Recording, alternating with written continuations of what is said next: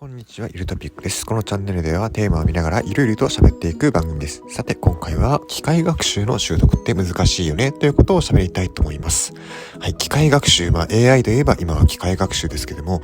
皆さん自分で機械学習、作れるよって方どれくらいいますか？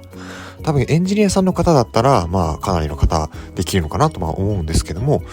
そうでない方がいざですね、そういったものを、新しく習得しようといった時に、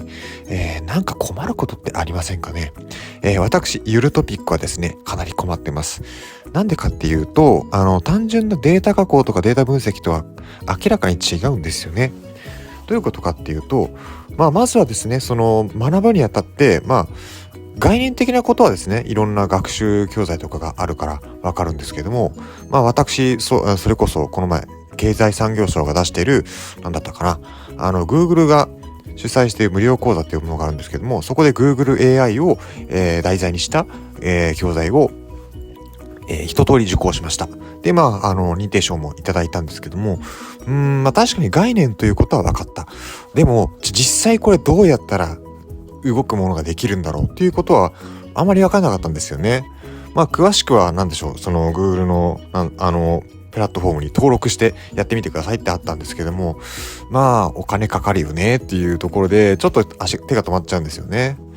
で、機械学習といえばPython っていうことぐらいしかわからなくて、まだ全然ですね、どういうふうに実際に動くものを作れていくのかなっていうのが、いまいちピンときてない状況です。そもそも私、ルートピックはどっちかっていうとデータ加工、データ分析の方が好きなんで、機械学習は、こういうものなんだっていうくらいの、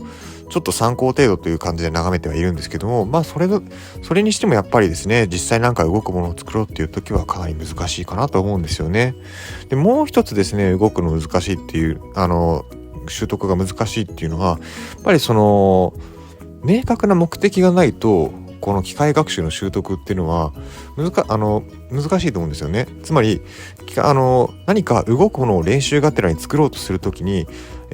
これを予測したいとか、こういうふうなことを判定してくれるものを作りたいっていう明確な目標があって初めてこの機械学習の、作成っていうのはできると思うんですよね。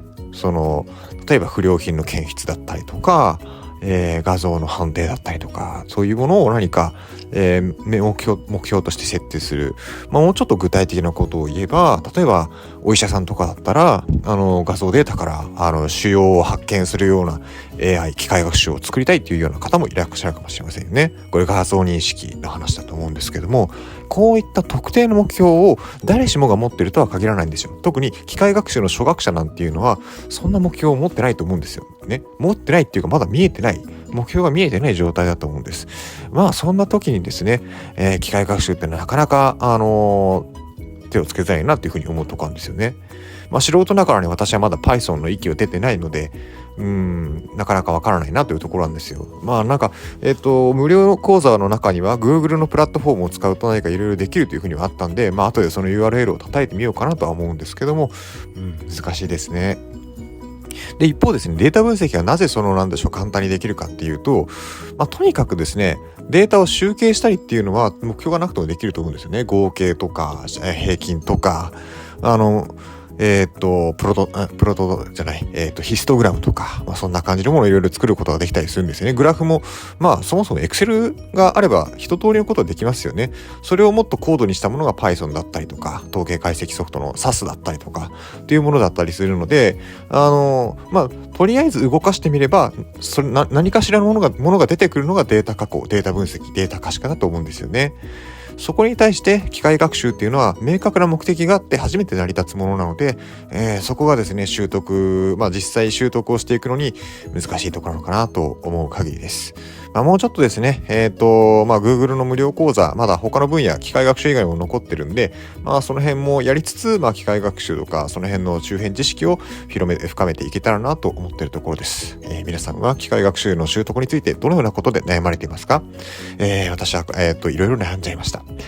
以上ですね。ここまで機械学習の習得は意外と難しいといったことを喋ってきました。何かコメント等があれば YouTube、Twitter、ポッドキャスト等の、